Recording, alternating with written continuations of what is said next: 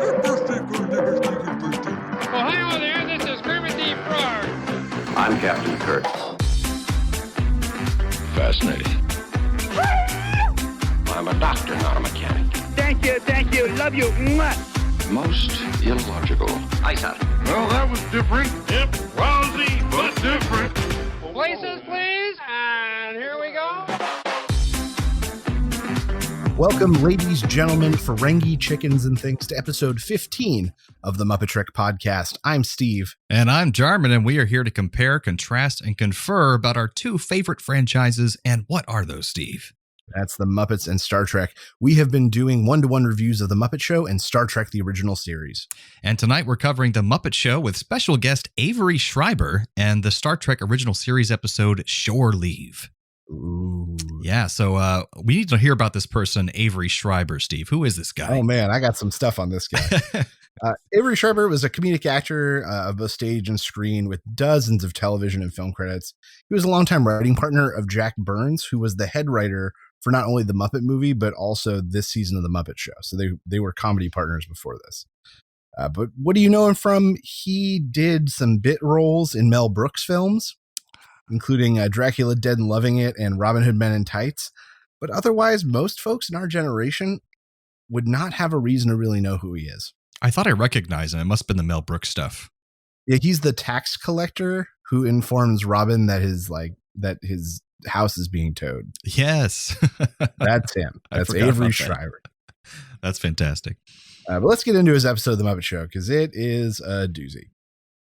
You open up on Dr. Teeth and the Electric Mayhem singing Tenderly, a love song about a tender breeze and love in the air, but it takes a really sharp rock and roll turn. And honestly, I think it's one of the best uses of the Electric Mayhem so far that we've seen.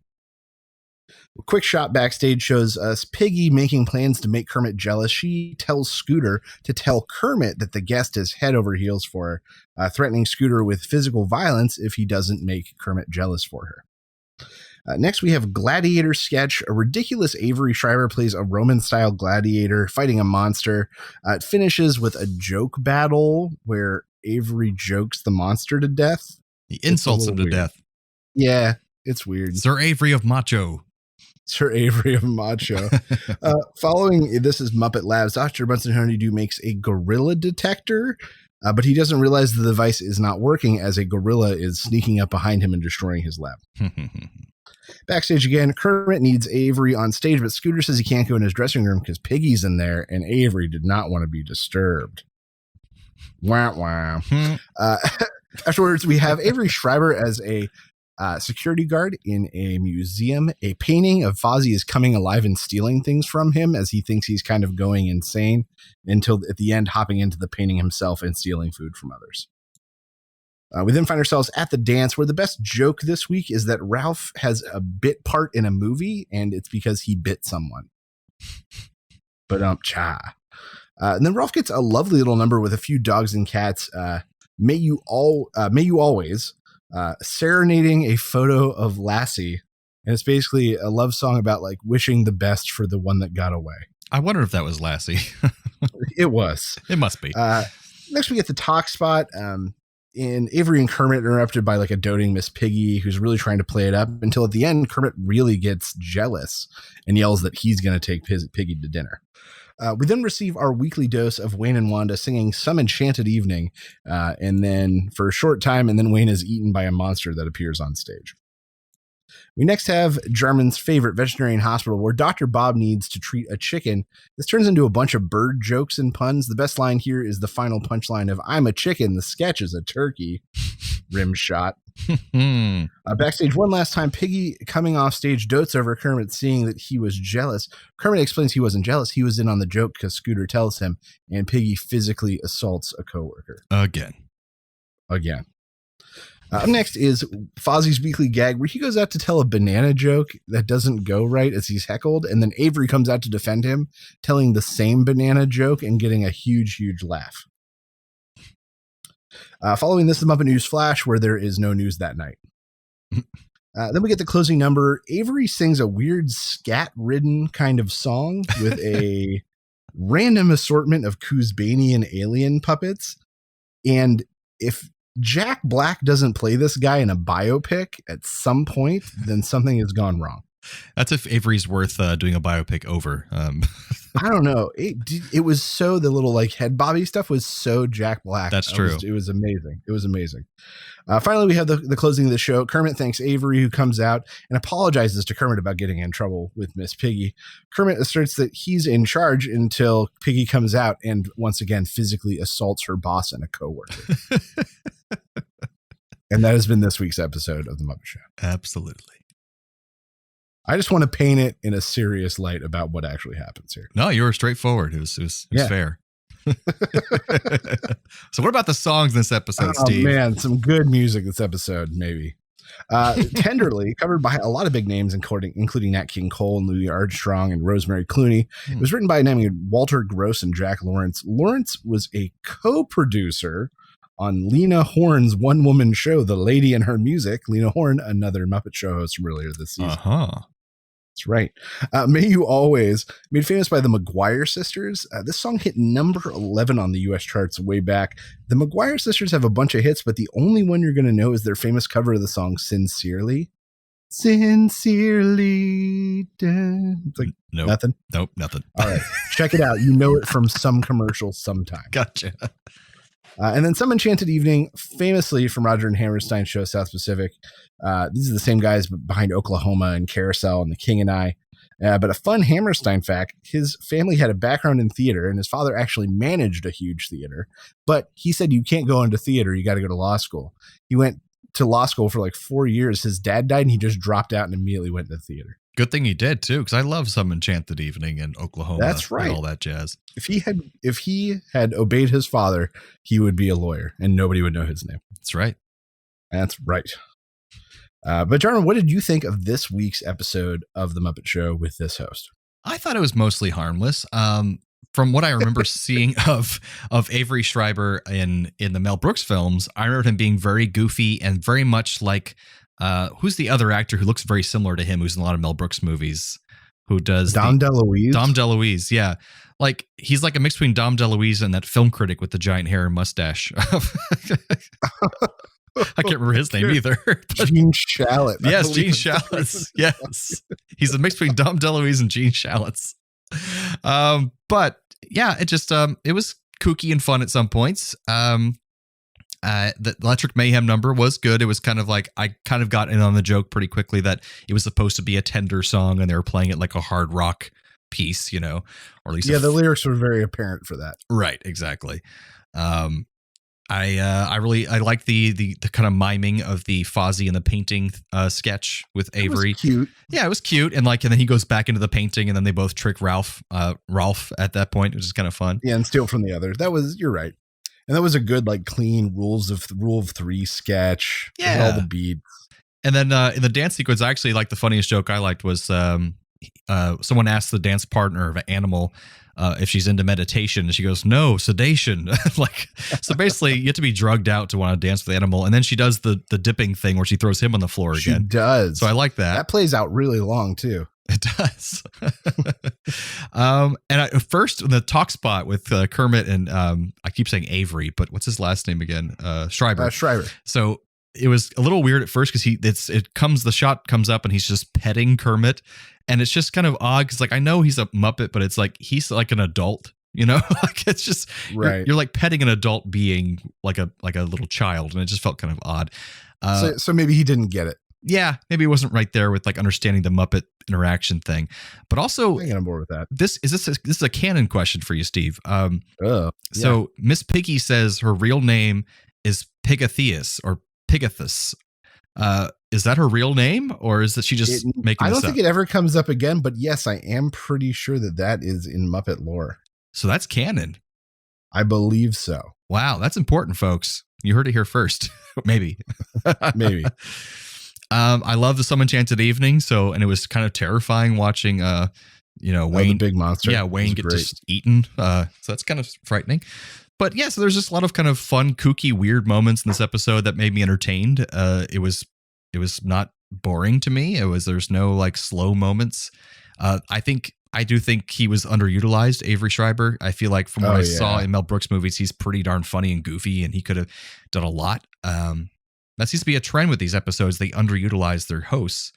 I don't know why that is, because they obviously have time and a budget and good writing, and but maybe the hosts aren't available for a very long time. I'm not sure the behind the scenes of why that doesn't happen. But, well, and the hosts get treated very differently from season 2 on, when the writing changed over. So I think that it will get better. I think we're on the road to when it gets better, but we just got to get through this season. Yeah, because they're scoring good guests. It's just they're not using them right. Just like the other guy from the Mel Brooks movies we saw earlier, who was not utilized very well. What's his face? So would you say this is not top 5 or bottom 5 for you? I would agree. Not top 5 or bottom 5. Yeah, I could agree with that. So, Jarman, what about this week's The Next Generation? Not next. God damn it, the original series. That'll be much further down the line, Steve. I'm already just time hopping 3 years. So this time we have episode 15, Shore Leave, which is pretty popular, maybe infamous would be the right word amongst fans, because it's very silly of an episode of the first season. And you'll find out why. So the Enterprise encounters a planet that seems suitable for life and, in fact, quite pleasant.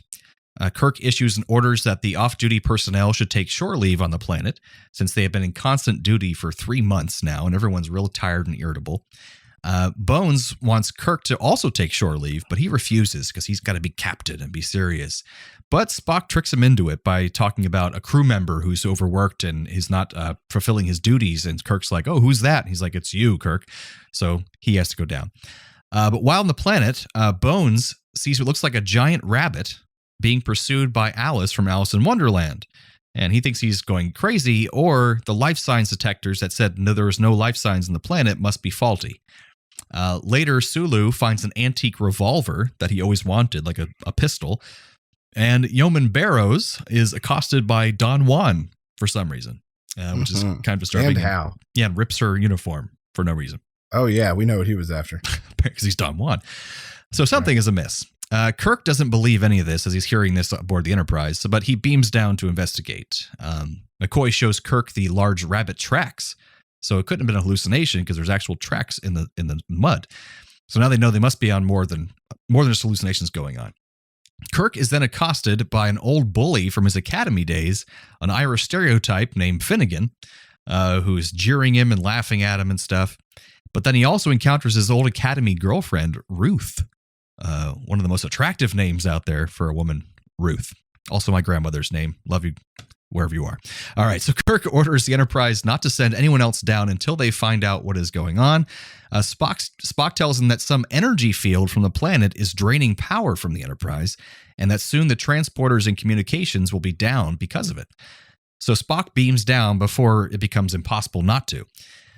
Bones is off cavorting with Yeoman Barrows, who he seems to be very fond of, and she is talking about how wonderful this place is and how it'd be better if she could dress like a medieval princess for some reason.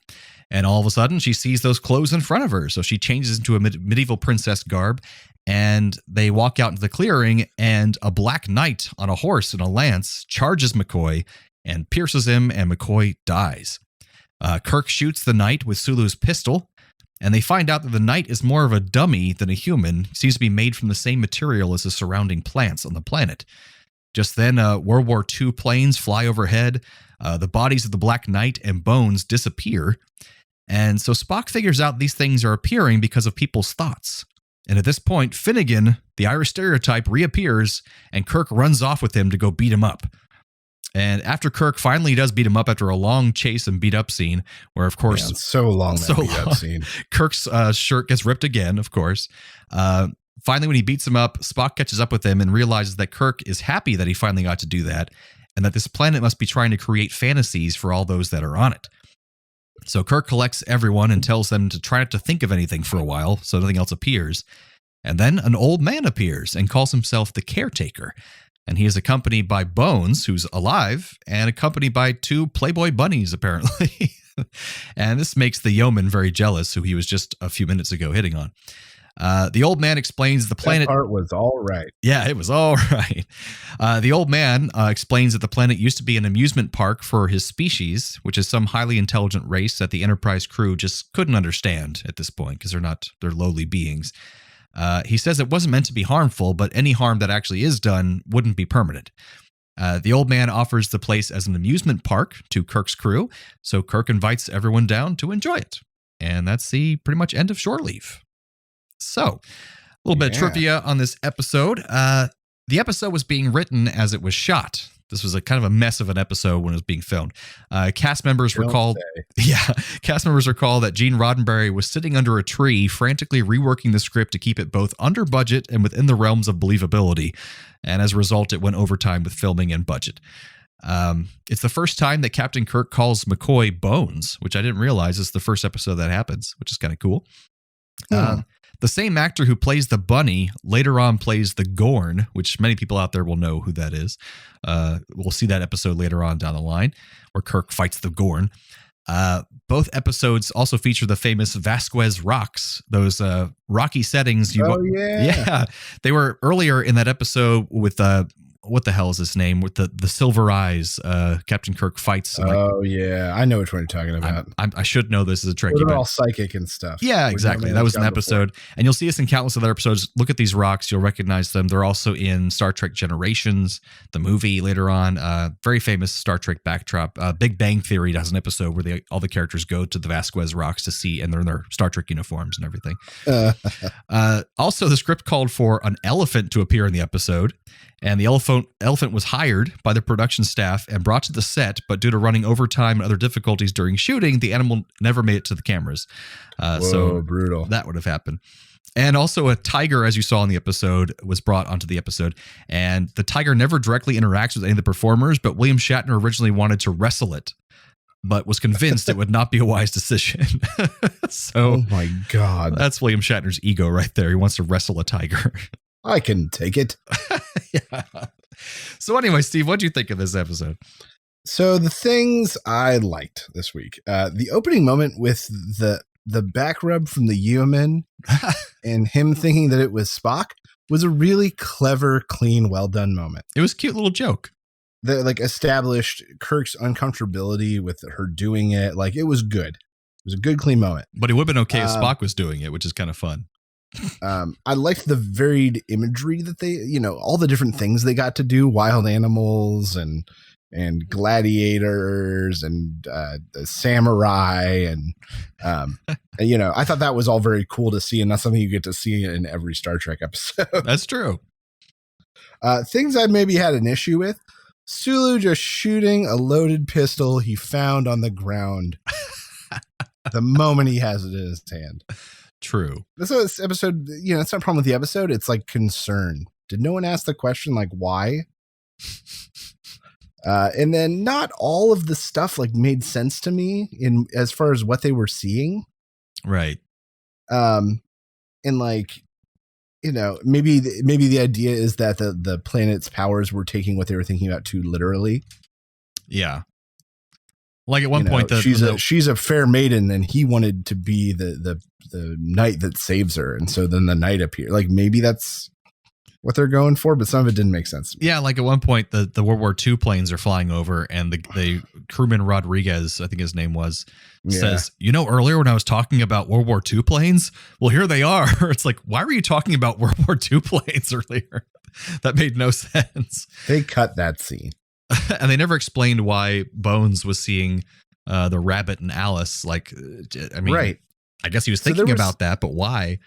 Yeah, there were just some weird things that didn't quite make sense to me. Overall, a fun episode, but not. This is probably bottom 5 for me so far. All right. Can you remember what the other ones are in your bottom 5 so far? The Charlie one is kind of down there. Oh, the teenager kid. That was really obnoxious. Yeah. Part 2 of the 2-parter is down there. Mostly there was just too much. Yeah. I don't know. I have to think about the others. No, that's fair. This is definitely down there. We'll do a recap at the end of the season. That's absolutely we will. All right, that's fair. I thought it was a fun but silly, but kind of, and that whole scene of them fighting was too long. Probably trying to fill time, basically. Oh yeah, absolutely. Yeah, so that's fair enough. Oh, Finnegan, loved Finnegan. Oh, you did? Yeah, he was a lot of fun. Just taunting Kirk. Yeah, and jumping wildly and stuff. He did a good job for what he was supposed to be, which was an amalgamation of Kirk's memory of this guy. I thought that was great. It is funny, though, that he's like supposed to be Academy aged, and he's saying, "You're so old, Kirk." And then the actor is only 4 years younger than William Shatner at the time. So they didn't think about it. No, they didn't think about it. Well, German, I've got some precarious Trek connections for this week's episodes. I'm excited. Okay, this is it. This is not good. Avery Schreiber was in a few Mel Brooks films, and Mel Brooks did a cameo in the Muppet movie, which itself was very Mel Brooksian. That was Mel Brooks was the connection I could find. Connection to Star Trek? Well, no, just trying to connect Avery Schreiber to anything. I got nothing, dude. Anything, period. Dude, anything, period. This was real bad. This was a really, really bad. Hey, you can admit defeat some weeks, all right? You can just say, I don't got it. Okay, this is the closest thing I have to a real one. All right. Both Shatner and Schreiber were spokesmen for products. Schreiber was the spokesman for Doritos in the 70s, and Shatner was the spokesman for Priceline for 14 years. Well done. Connection. Connect four. Let's talk about some similarities. Maybe it'll be better. All right. So you said you have 4, but not 4. So why don't you go first? Yeah. So there's two situations, man, face, beast, the crew with the tiger and Sir Avery and Sweetums. Right. And then there's also both have attacked by wild animals, the tiger in the original series and the gorilla from Muppet Labs. Oh, that makes sense. So both of them are like man versus beast, sort of. So I have Bones makes the crew member jealous by manifesting those 2 showgirls, just like Miss Piggy tries to make Kermit jealous by having Avery Schreiber pretend to like her. Yeah. Yeah, okay, I gotcha. Yeah. I'm with you. I pick up what you're putting down. The gorilla detector is defective equipment, which is what Kirk blames the failed scans on when they find life on the planet. And that was my second one, that they couldn't detect life signs on the planet, but Honeydew couldn't detect gorillas. And then my last one's really tenuous. The museum guard thinks he's going crazy as he sees things that can't be real, just like Kirk and the crew. That's pretty good. I like that one. All right, I'll take it. They're the exact same episode. Yeah, I mean, and then the Jesus parable in there, it was just ties both together so beautifully. I can't see any difference. These were the same script. This is basically the New Testament. We can find so many connections. Oh no, but what's that noise? I don't know what you're talking about. Oh, that noise. Oh my God. Transporter malfunction. All right, this is the part of the show where we transport one actor or character from one episode to the other episode. And which one you got for us first, Steve? So I've got from the Muppets to the original series. I've got Avery Schreiber as the gladiator coming over and taking the place of the samurai. And he would just pop and go, oh, you can take that. Oh, and this. Oh, and maybe a little of that. You know. I like it. I have Avery Schreiber switching places with the old man who explains things at the end. He'll just be like, he could do it in a much more funny manner, explaining how the planet belongs to him and all that jazz, and hitting his head a bunch of times like a stooge from the Three Stooges. It'd be great. Right. Then I'd say the tiger switching places with the gorilla. But it just ends with Dr. Bunsen Honeydewing just being maimed to death by a tiger. It's more of an adult show at that point. Yeah. Well, they couldn't show it early, certainly. After 8, I think we'd be fine, though. That's true. I have Finnegan switching places with Sweetums in the Gladiator segment on the Muppet Show. So when I go to the insult segment, Finnegan's would be great at that. He'd be great at the insults because look, he's great. Oh, come on, give it to me right now. Punch me in the kisser. Oh, he's got him down. That's quite a insult there. All right. So that brings us to the end of episode 15 of the MuppeTrek podcast. Join us next time for episode 16 of The Muppet Show with special guest Twiggy. And original series episode, The Galileo 7. So from the lovers, the dreamers, and us. Live long and prosper, everyone. Thanks for listening to the MuppeTrek podcast. Be sure to follow us on social media on Facebook and Twitter. Subscribe to us on Apple Podcasts, YouTube, Spotify, or your favorite podcast platform. This podcast has been brought to you by A Play on Nerds.